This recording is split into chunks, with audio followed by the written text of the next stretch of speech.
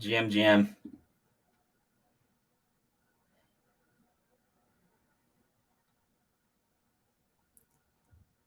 Hello. Good morning. Yo, yo, Happy Friday. what's goody? I got quite a few interesting things on the docket today. I know we're going to cover the IRS Treasury Department proposed rules here in a second, but on our daily thread of what's going on in Frentech, Frentech released images last night. I saw some funny posts this first thing this morning. Um, There we go. I couldn't hear you for a minute. oh, I was talking about Frentech releasing images last night. Yeah, in one of my market,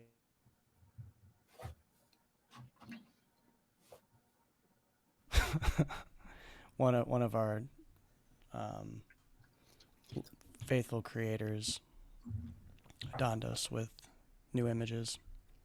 Oh yeah, Indeed, nice. Can you explain to me in intricate detail what these images were like?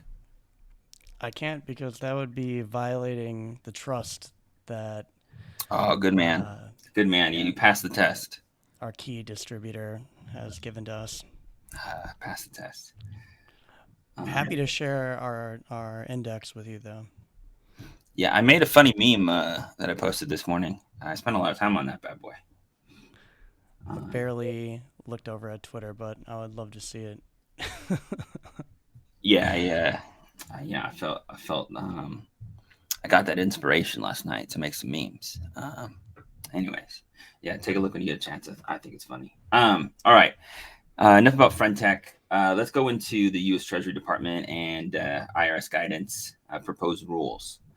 All right. So for those that haven't seen it come across the desk this morning, um, Bomba clot. hmm? Nothing. It's a disaster. Yeah, no, it's it's a lot of things, right?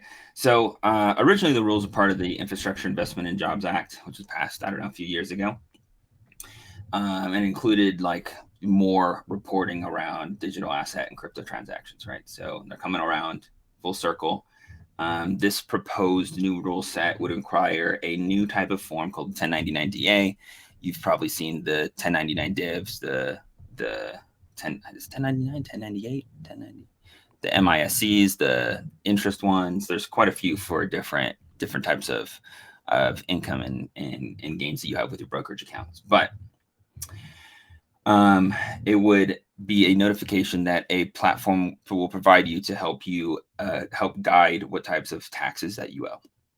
Right? The rules kind of pretty much apply to all platforms, payment processors, some hosted, some unhosted wallets, um, and they are targeting DeFi, specifically DeFi. The DeFi group would need to collect the customer information, report all the sales information, all the swap information. Even goes into options, futures, forwards. Um, right now, it's tentatively would go into effect in 2025, the tax year. So the first time that you would see one would be in 2026, early 2026. Um, Now, let's take a step back before we get into more detail, like why, I mean, at least why I think this is happening, right? Like, people in the US are not paying their taxes on crypto. Right? If you're not paying your taxes on crypto, like, that I think this year, the expectation of tax collections in the US was down. It was expected to be down like roughly at least 35% year over year, right? Like that's a massive amount of tax collections down.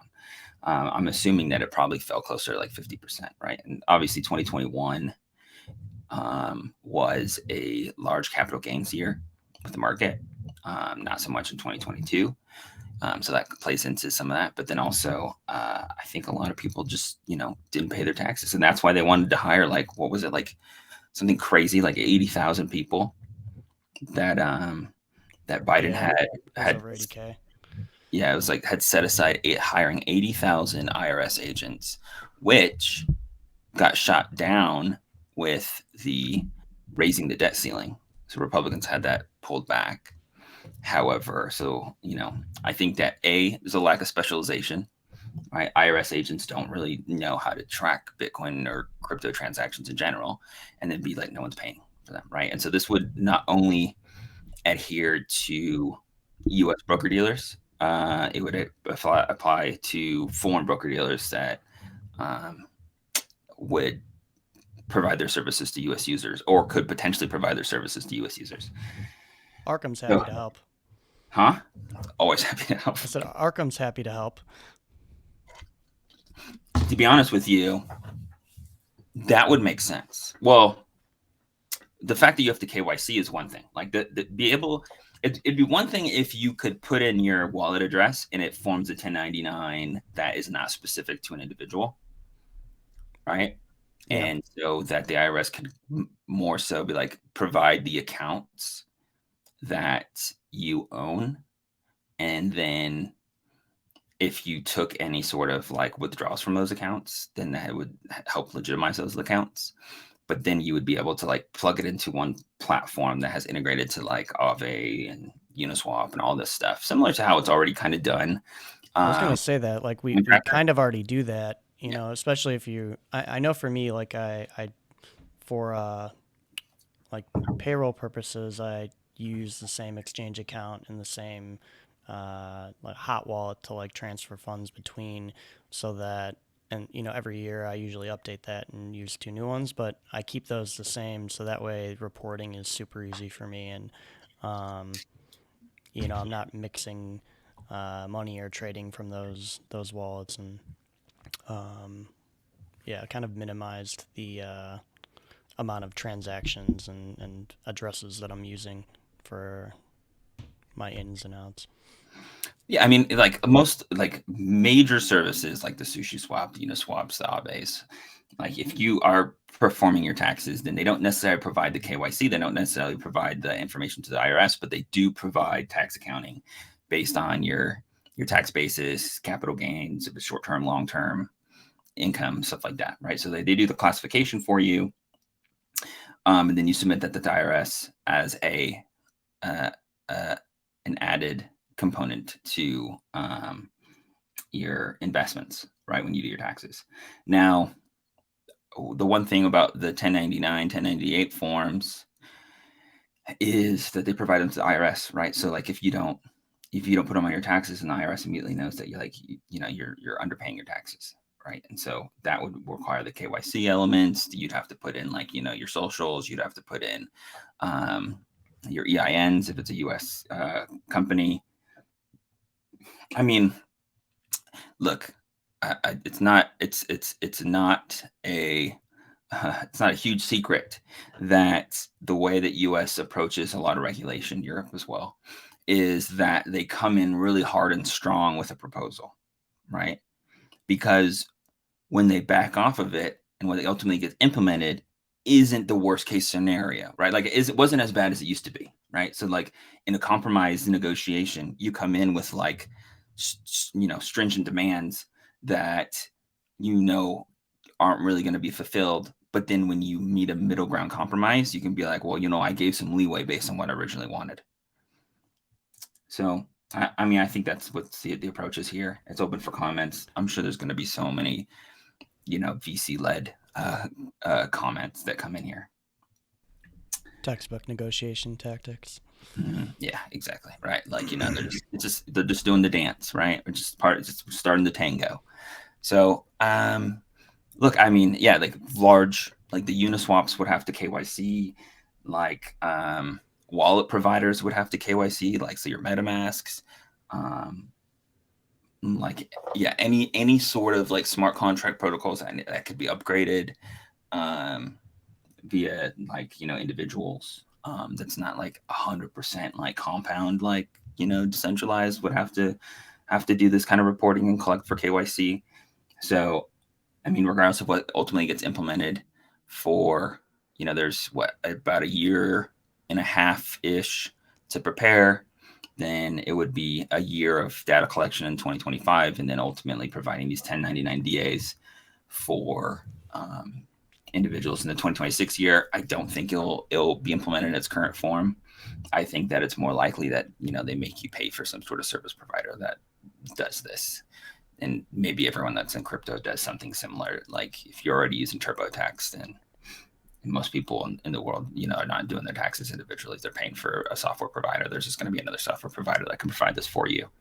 And then they just make it so like if you're making any withdrawals from crypto to fiat through a centralized exchange and you're depositing money, then you need to self-declare those wallets. I could see something like that happening. One thing I do find useful is more clarification around something like a notification for employees that you pay in crypto. It's kind of difficult on exactly how that's done. Are these contractor bases? Are these contractors, right? Because contractor rules versus employee rules are different. Are you considered freelance or like a gig worker? There's a lot of different unknowns, and it's kind of difficult if you're running an organization in the crypto space and you're paying people in crypto and you're trying to give them benefits. So more clarification on how the tax treatment of those individuals would be helpful for sure. And I don't think that if you are a full-time employee employed by a company that's paying you in crypto, that you would be like, I'm not going to pay taxes. Like, you have to pay taxes to kind of get that money out without, There's some party services that actually will do that for companies and protocols. Like I know years ago when I worked at a crypto company, TC, working there was a company they started working with that withheld our taxes, for us, and we essentially, just got like a pay stub every month with our like BTC deposit, and then we had W-2s that we were able to use at the end of the year. Yeah, I mean, there are a few. However, they are expensive, right? And they're charging like 1% to 2% of your pay, right? Which could be a significant amount per individual. And a lot of the times they play as like the freelancer role. So like, let's say you're a gig worker, you're a, whatever. What happens is they act as the intermediary between you and receiving payment. And so you actually pay this third-party company. They will then prepare all the documents for you. Then they will do tax withholdings and send you the rest. And then they will make the quarterly tax payments on your behalf. Interesting. And I think that there's better ways to do it. I think these groups need to be integrating with projects more instead of at the individual basis. And then you do like a fixed flat fee for all of this because 1% to 2% per individual, like that's a decent amount of money. Yeah, I'm not sure of the structure at the time, but it was like at the company level. And whether or not they charge them like per individual, or they said like, we charge this much per 50 employees, 100 employees or something. I'm not too sure, but on our end as like the employee, we didn't see any, additional fees for them doing that. It was more of just a slap in the face because you were used to being paid as a contractor or freelancer and getting, all of your quote unquote cash up front. And that now you're feeling the traditional kind of work payment that you had moved away from when you start getting your taxes taken out and given to you, or and the rest of your pay given to you. Yeah, I mean, I'm all for tax collections. I still don't think that we should be doing transactional tax. It should be straight how like France used to do it, where it's like when you move it from one domain to another domain, you get taxed a flat rate on that. So if you move it from crypto to fiat, how much you move to fiat, you get a 20% flat rate. And then maybe there's certain special handling that if it's just like a USD payment and there's no like capital gains on it or anything, then it's, it's a different transactional based tax. But if it's something that instead of like if you're doing investments and it's like long short-term capital gains and you're moving back to fiat, then yeah, do something like a maximum of 20% tax. And then if it's less than that, the amount that you made on it, or 20% tax on your gain. Yeah. Support the cozy and froggy localized monarchy, and we'll tax much less. Okay. Well, it's open to public comment until the 30th of October. Then I think the 7th and potentially the 8th, they will be having a hearing. So we'll see what happens then. I'm sure there's going to be a lot more takes. It's a 300-page document, so by no means did I was able to read all of it. I did get through a decent amount of it. I plugged it into AI. I read some commentary. So I think we're pretty all-encompassing on it. But at one point I thought that it said that if you do a swap from crypto digital asset to another digital asset or digital asset to fiat, then you get, and then I was like, oh, option space are safe. All right. Especially if you're doing like, premiums paid in the native asset, because it's not a digital asset to another digital asset. It's digital assets are the same. But then they have an entire portion that's dedicated to options, regulated futures, forward swaps, stuff like that. Oof. Yeah, oof. In other news, it's moving and shaking in Hong Kong.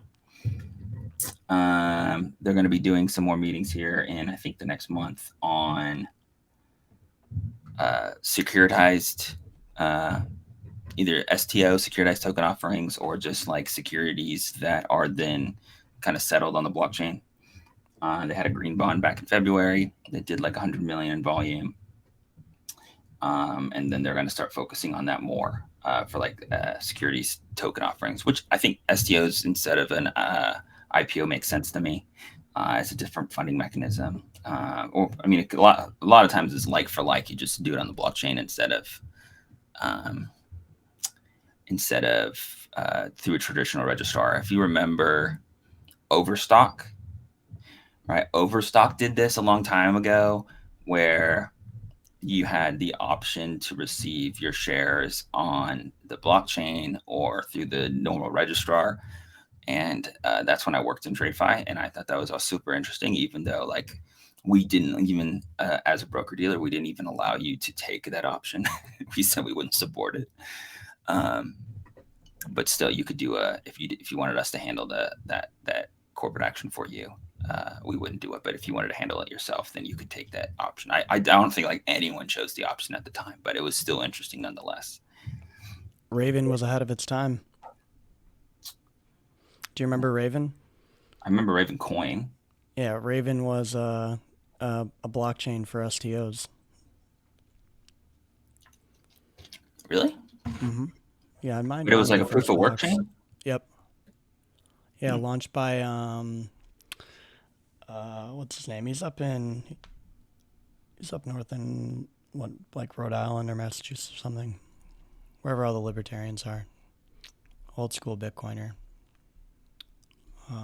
Can't think of his name right now, on the top of my head, but yeah, Raven was primarily for STOs, and there was another platform at the time that required like, it was pretty cumbersome, required KYC, and they were going about it kind of the, I don't know, you could say regulatory friendly way, and Raven, anyone could create like an STO. So there were a lot of tokens being created at the time just for fun. Very similar. You could even call them shares. It was very similar to, a friend tech kind of thing where people were creating, social tokens and, them as kind of the company offering. How's Raven Coin doing now? I have no idea. Bruce Fenton. That's his name. Like just Fenton. Yeah. Yeah, I know that guy. Oh, I don't Um, know him, but I know of that guy. yeah. He was the one that started Raven. One of my friends, I think, mined the first block of that. Um, Coinuzi. But yeah. Besides the fact, yeah, the STOs were kind of like, I don't know, making noise at the time, and then that launched, and I think just like all kind of proof of work tokens of that era, it got quickly trumped by the offerings of DeFi and kind of the shiny new things popping up that you can make quick gains on. There's like a lot of cool shit from back in that era that just nobody cares about because they don't have the attention gravity that the new fun things do. They don't have the memes and the quote unquote community in the same like form or fashion.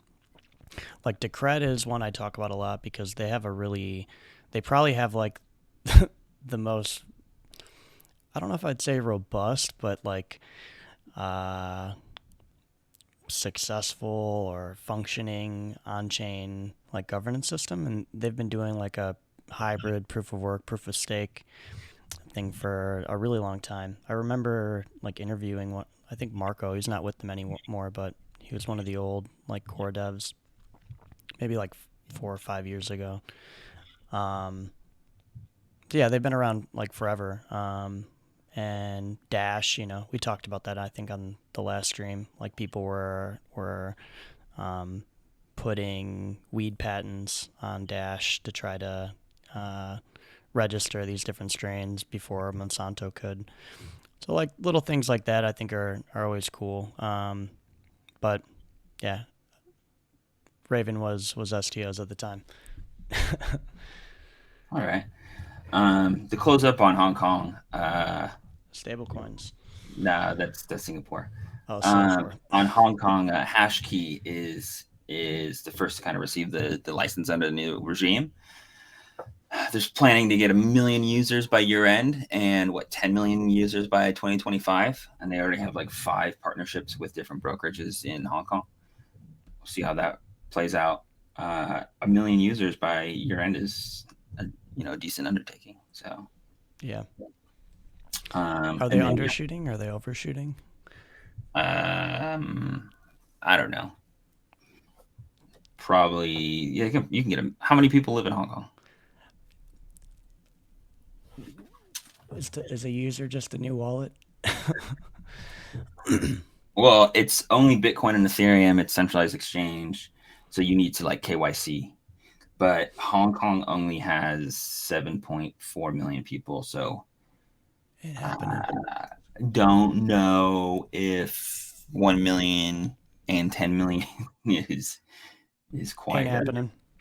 Yeah, maybe if everyone's like chomping at the bit, but I think there's like a few that are trying to do that. So, I mean, I have multiple exchange accounts, so who knows? All right. Yeah, the Singapore thing is just that they're laying out more groundwork for stablecoin issuers, trying to make it so it's a crypto friendly area. Uh, Everyone's Amount of getting into power the that Singapore. CBDC game. Yeah, I don't know what their CBDC plan is, but they've had like real world assets RWAs for quite some time. Because there was all those like gold backed coins that had all of their reserves in Singaporean vaults, because from a jurisdiction perspective, like holding precious metal commodities, like Singapore was the place to be. It's like Singapore and London, but Singapore was more friendly at the time, I think. You're giving me PTSD thinking about gold backed tokens. Hey man, that's around when I got into crypto. Was like the gold back era. It always made sense to me. On other stablecoin stuff, I thought this was really funny. The DEA was engineered out of 50K, RIP bozos. It happened by something that's pretty common for, I don't know, most of us who are pretty active on chain. But you'll get especially if you have like Xerion, Rainbow, like a mobile wallet where you're watching an address. You'll oftentimes see that you get these notifications for, um, you know, assets being sent or received to your wallet that you didn't ask for, or you didn't send. Um, so it'll make you go kind of look twice. Well, a lot of times what they do is they're sending or showing that you sent from or to an address that almost matches yours. They'll use a similar prefix and postfix, um, so that if you were to just look real quick, it will look like the address that you're trying to send to or you've sent to in the past. So you'll copy that and actually send them your tokens. And the DEA did a test transaction to, I believe, the U.S. Marshals, and this hacker or a group of hackers was monitoring the address, saw them do it, sent one of these, spoof airdrop things, and then they copied the exploiter's address and sent them the 50K. I think that stuff's always funny. Wonder if not, for us, right? Like you accidentally do that, you're still paying for it. Not only do you lose the money, you still got to pay tax on it. DEA, they make a mistake, it's just like, oopsie. Yeah, confiscation is something that's not really talked about, I think, too much. But the amount of capital that's confiscated by authorities, and you see it a lot in the DEA space, that's why it reminds me of this, is like a hidden funding source that a lot of people don't ever see that money again. Because even if you sometimes, if you have a large amount of cash and then they take you to court and, you lose that court proceeding, or, I mean, you win that court proceeding that says that okay, this was legitimate cash, or this was, they couldn't attribute it to maybe drug sales. A lot of time you're not getting that money back regardless. Oh, yeah. In my city, they have a couple Hummers and other kind of nice SUVs, and they're decked out for whatever purpose they are. One of them's like a canine unit, another one's a DUI one, but on the side it says paid for by local drug dealers, or paid for by. It's really funny because you could read it. It's paid for by drunk drivers, and so you could read it and think it one way, and it's kind of funny to look at. And on the other end, yeah, they confiscation's a huge thing people don't talk about very often. I've never. I always wonder who are they hiring to manage these things, right? Is it just a guy that's already worked there? They're just hey, we're gonna need you to send this money here, and he's like, oh, okay. He's some 55-year-old desk jockey that's even on the Trezor. They even had to approve a Trezor transaction to accidentally send it to the wrong spot. They're not doing QI checks, I'll tell you that much. I know, which is funny. But to be fair, I have a friend who he was clickjacked with a ledger, and he was shook for a really long time after that. Kind of doing something similar where it wasn't a like address, it was something totally different, but he had copied address from somewhere, pasted it, and it was some malware that was on his computer that gave him some different address, and he just kind of chucked it up to a loss, and never pursued it or anything. But it's pretty shitty. So it can happen, but those ones are funny when they they go to Etherscan, they copy the wrong address and they send it out. It's just some fucking boomer sitting at the desk that is used to typing up reports. Now he's tasked with sending out crypto. Fucks it up the first try. When influencers on Twitter will be like, I got hacked. And it's what they actually did was egregious. I can't, you did what? You didn't get hacked. But yeah, I think that people use that word hacked often.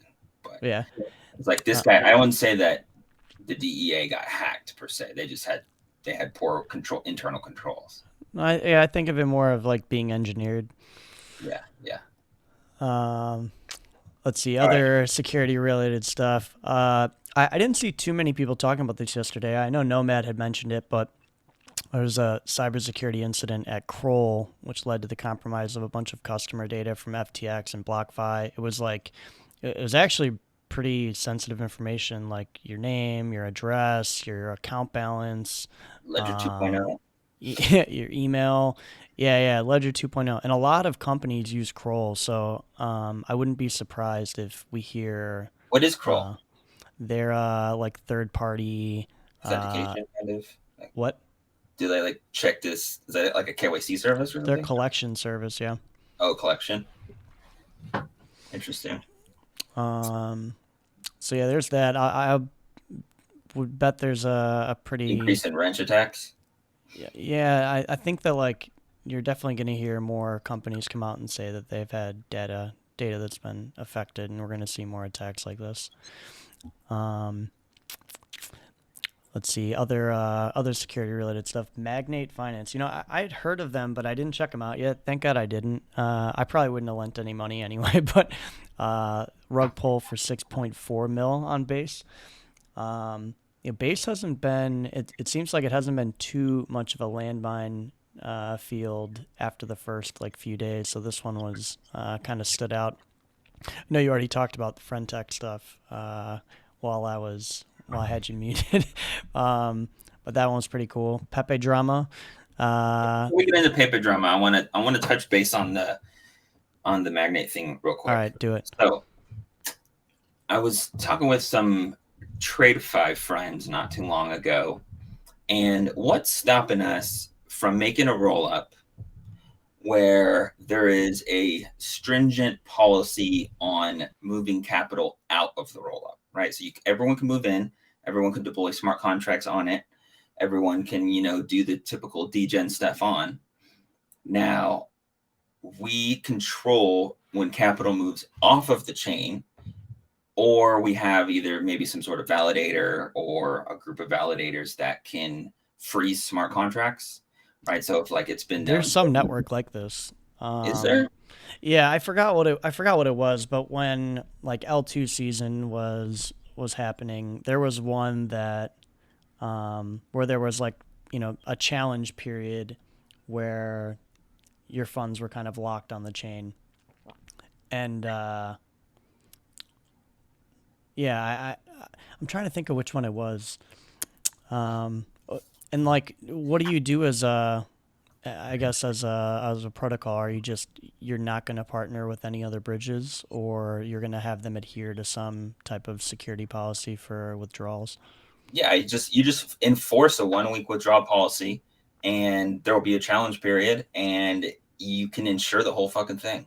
Because if you control the outlays, and then if you can say like, look, like any sort of hacks, any sort of exploits, any sort of rug pulls, like we can essentially roll back the chain, right? Like we can unload.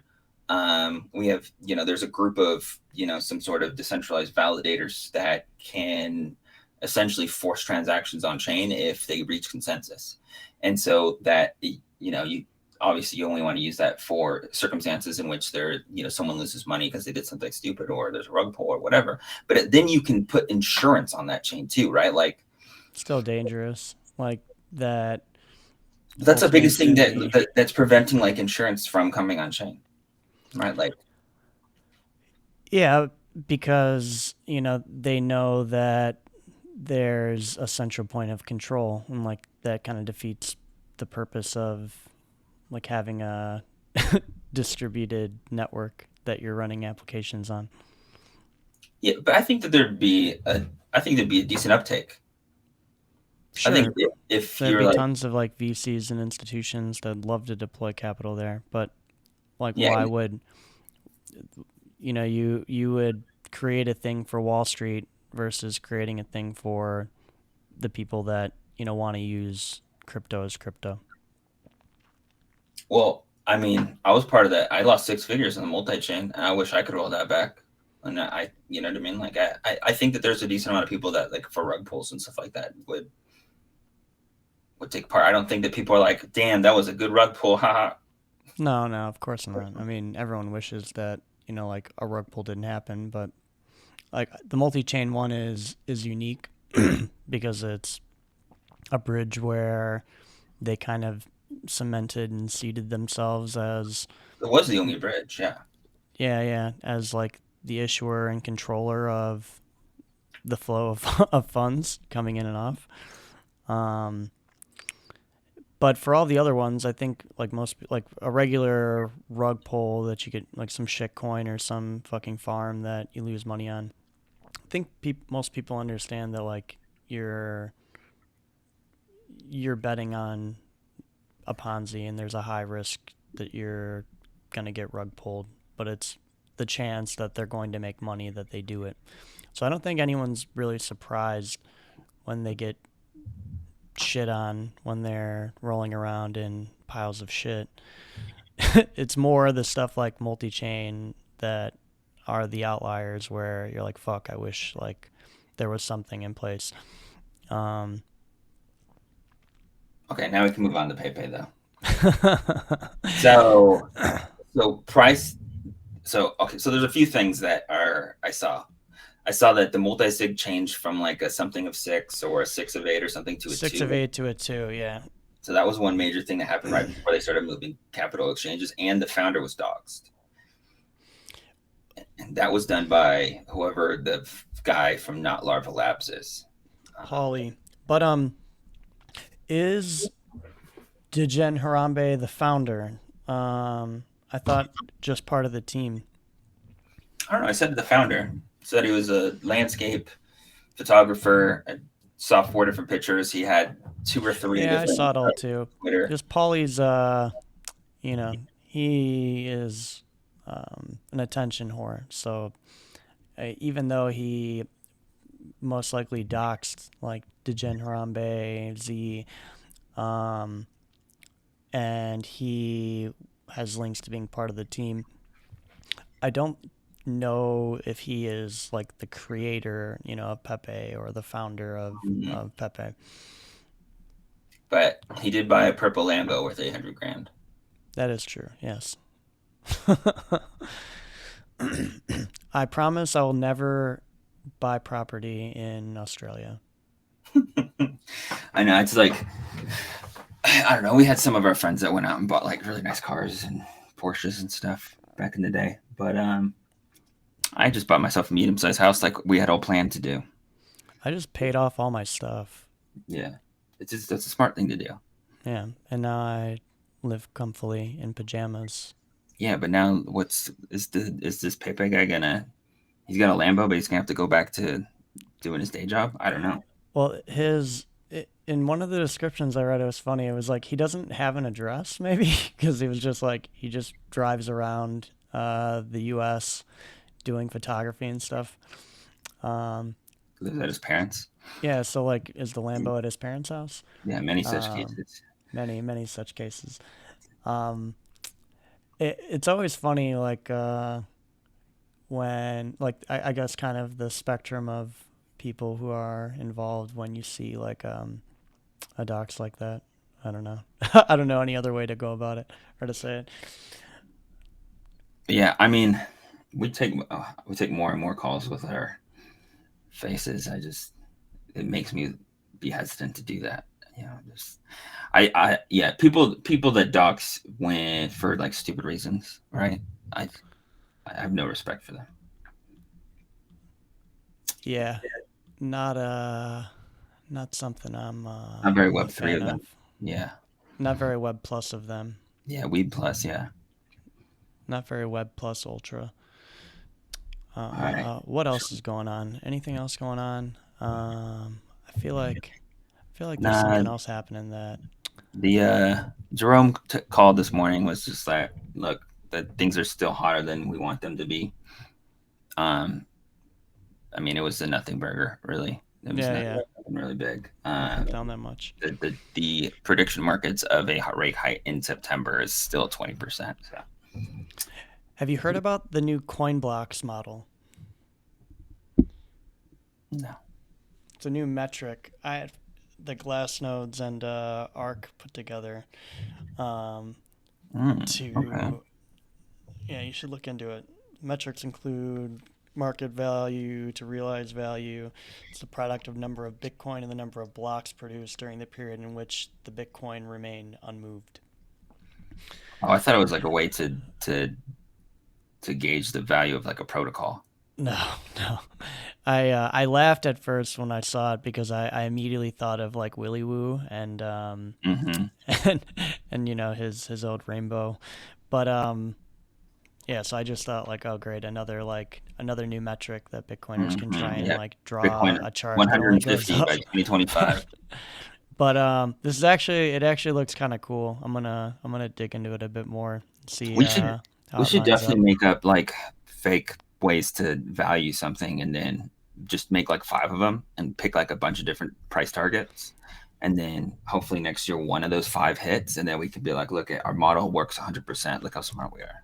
I don't know if you saw I was making fun of I forgot what like pair this guy had like tweeted about. He's like important pair to watch and I was just like posting random pairs together, like important pairs to watch guys. It was like, you know, Matic Shib and like shit like that. Um important pairs guys. Super bullish here. Yeah. The Soulmatic chart. Watch that Yeah. one, guys. Yeah. I'm gonna get people messaging me like, actually, Soulmatic is a very important Very chart to watch. correlated. Yeah, I've been trading it for 2 years now. The AVAX XRP chart is something to keep an eye on. Hmm. It's definitely lagging behind, due for an imminent move. All right, let's close it up here. 45 Yep, minutes. yep. All I'm right, taking a everyone. break this weekend. We'll see you all back on Monday. Have a nice weekend. Adios. Ta-ta.